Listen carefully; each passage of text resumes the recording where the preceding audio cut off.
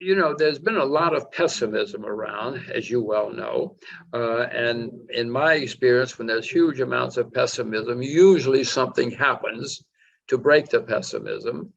We've had it in the last couple of weeks because the Federal Reserve has talked about, well, maybe we're not going to be so tough or whatever it is.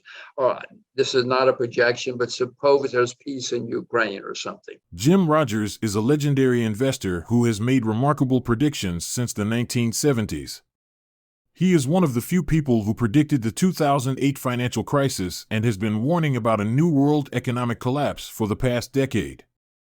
In a recent interview, Rogers warned that a global economic collapse was imminent and that individuals should begin to prepare now. He believes people need to start protecting their assets and preparing for the worst-case scenario. He also believes that individuals should invest in gold and other commodities to hedge against inflation. Rogers advises that people should not wait until it is too late to start preparing and should begin to take action now.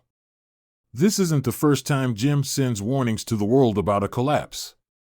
Recently, in 2021, financial news media Economic Times reported his statement in an August post about how everything would go into a bubble and would probably happen late that year or in 2022. In the post, it was also revealed that he believes we are heading into a horrible bear market due to debt rise, which is now higher than it was in 2008. This is no news now, as we can see the effect of all these. Welcome to Savvy Economists. In today's video, we'll take a look on why Jim Rogers says the new world economy is facing a collapse and why he urges everyone to prepare. Please watch, like, and share this video. Also, drop your comments and thoughts below, and remember to subscribe to the channel for more related content similar to this. Without further ado, let's dive right in. We begin with a short clip of Jim Rogers.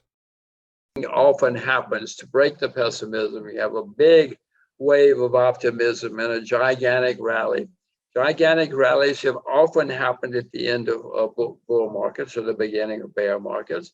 So we may well have another gigantic rally, but that would probably be the last one, if you ask me. Usually at the end of a long bull market, when you have a gigantic rally at the end, it's usually the end. I mean, if you can remember NASDAQ at the end of 1999 and 2000, I mean, it skyrocketed. It's something like doubled in 6 months or something, just as we were about to collapse. This is the way markets work, fortunately or unfortunately. So I just want to point out, when you have a lot of pessimism, start thinking about going to the other side for a while. The end of the 1999, 2000, with that beginning of that bear market, it skyrocketed there at the end after a long secular bull market. And then everybody thought, happy days are here again. This is going to go on forever. An interesting sideline. In 1999, I think that was the exact year, the Wall Street Journal, I mean, not some neighborhood newspaper, started using, with capital letters, the expression, the new economy. Capital N, capital E. This is the way the Wall Street Journal referred to the world. It was the new economy, capital N, capital E. They don't do any more about it. Eventually, they stopped capitalizing new economy, but that's how things get in long bull markets. That's how wild they get. And that last gasp, as we were discussing before, can be wildly exciting if you're on the right side. I've seen too many times when everybody was on the same side of the boat. You better go to the other side of the boat when that happens. Rogers cited that when there is a lot of pessimism, which is the tendency to see the worst aspect of things or something worst about to happen, we all need to start thinking about going to the other side. In other words, this literally means the need for us to think of a solution plan and act fast before the event catches us unaware. In respect to this, Rogers also mentioned how the long period of a bull market in 1999 and 2000 made everyone so relaxed without having a backup plan. This is because they all thought the good and happy days were back again, and it was going to last forever.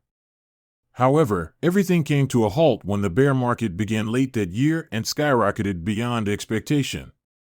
This shows why even if the situation of things gets suitable for a while, we all need to still prepare for a worst-case scenario that could happen anytime, any day.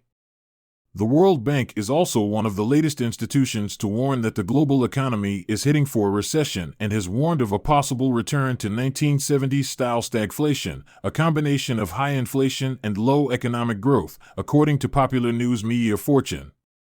In its semi-annual Global Economic Prospects report, the World Bank said that growth in advanced economies was slowing sharply and that most emerging and developing economies were also losing momentum. The trade war between the United States and China is having a chilling effect on global growth, and rising interest rates and financial market volatility are also adding to the risks. According to the World Bank forecast, global growth will slow significantly from 5.5% in 2021 to 4.1% in 2022 and 3.2% in 2023 as pent-up demand fades and fiscal and monetary assistance is removed globally. This forecast is a great warning to us all because a prolonged period of low or negative growth could lead to a debt trap, where countries are unable to service their debts and risk tipping into recession. Here's another short clip from Jim Rogers. Back to what I said before, when the central banks panic and start printing money again, inflation comes back and the bonds are certainly in a bubble. They're not going to be in a bull market for decades. Property is going to have problems, as we've discussed. Many stocks have been a bubble. The only thing that's still cheap are real assets. And if they print money, when they print money, it leads to some things going higher, but those are usually silver, wheat, real assets. The price of sugar is down 70% from its all-time high. That's not a bubble. The price of silver is down 70% from its all-time high. Those are not bubble kind of numbers. So the only thing that is cheap that I know of, yes, there's property some places, yes, blah, blah, but the only thing as a class are real assets.